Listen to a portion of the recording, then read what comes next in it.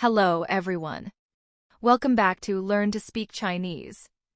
Today, we're learning some vocabulary from HSK 4, Lesson 6, and I'll show you how to use each word naturally in sentences. Let's get started. First up is dǎrǎo. Dǎrǎo means to disturb or to interrupt. It's often used to politely begin a request or apology. You'll typically see it followed by the person you're interrupting or the action that was disturbed. Sometimes 一下 is added to soften the tone, meaning for a moment or briefly. For example, 不好意思打扰一下. Sorry to bother you for a moment. Here 一下 makes the tone softer and more polite.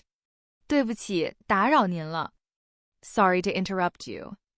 In this case, 打扰 is followed by 您, which is a polite way of addressing someone.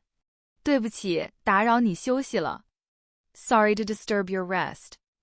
Here, 打扰 is followed by the action 你休息, meaning you rest, showing what is being disturbed. Next, we have jìngrán. Jìngrán means unexpectedly or to one's surprise. It goes before the verb to highlight a surprise about the action. For example, 他竟然没来, he actually didn't come. Here, jìngrán is placed before 没来 to emphasize the unexpected absence. 她竟然赢了比赛, she unexpectedly won the competition. In this sentence, 竟然 goes before 赢了, or won, to show surprise at her winning. Let's talk about jūrán. Jūrán is similar to jìngrán but often adds even more emphasis, as if the surprise is even greater.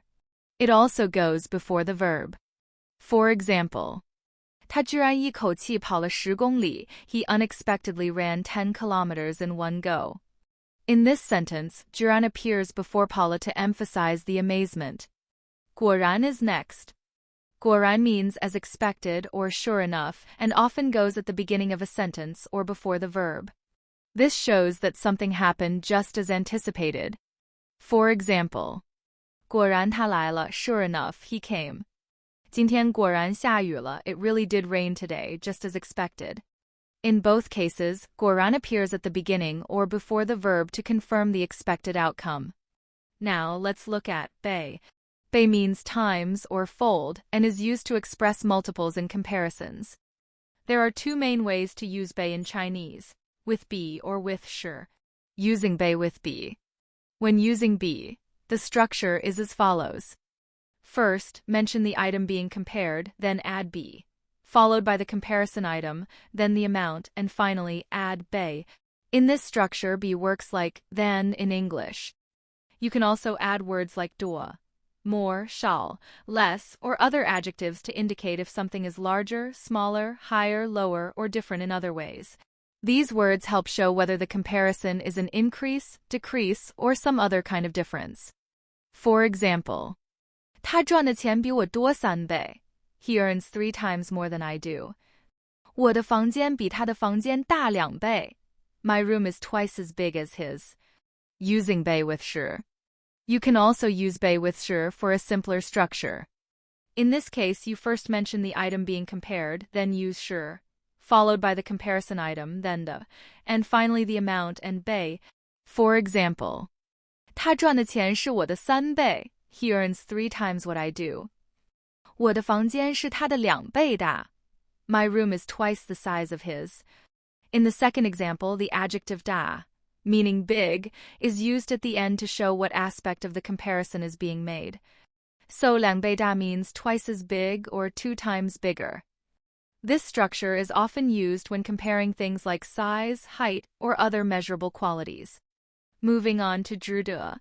值得 means worth it or worth doing, and typically goes before the action or item being recommended. For example, 这个博物馆非常值得一看. This museum is definitely worth a visit. In this case, 值得 comes before 一看, or to see, to show that visiting is worthwhile. 这件事值得尝试. This is worth a try. Here, 值得 appears before 尝试, which means to try, to indicate it's worth doing. Now we have 内 means within or inside, and it follows a time frame or location to show boundaries.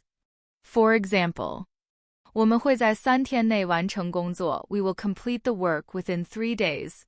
内 follows 3天 to indicate the time limit. 楼内禁止吸烟, smoking is not allowed inside the building. In this sentence, 内 comes after 楼 to specify the boundary for the no smoking rule. Next is man. Man means full and usually comes after the noun or pronoun to describe something's capacity. For example, 杯子满了, the cup is full. Here man goes before 了 to show that the cup is now full.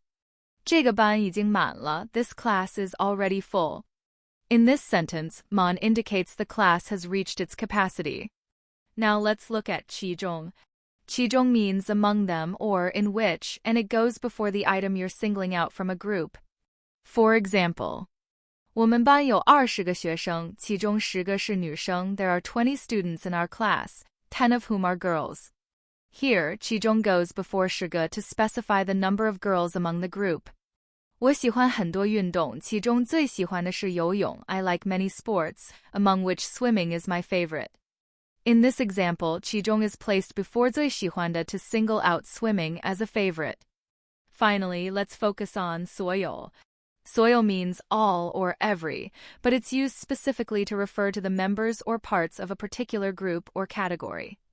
It always modifies a noun and emphasizes the whole group of things or people. For example, 所有人都到了, everyone has arrived. Here, 所有 refers to all the people, so it's used with the noun 人, people. 所有学生都要参加考试, all the students must take the exam. Here, 所有 is used with 学生, students, to refer to every student. 所有 is perfect for when you want to talk about every individual in a specific group or category. It highlights the members or parts of the whole, making it different from other words that refer to totality. That wraps up today's vocabulary lesson. Remember to practice these words and sentences, paying attention to where each one goes for natural and fluent Chinese. Thanks for joining me on Learn to Speak Chinese. See you in the next lesson.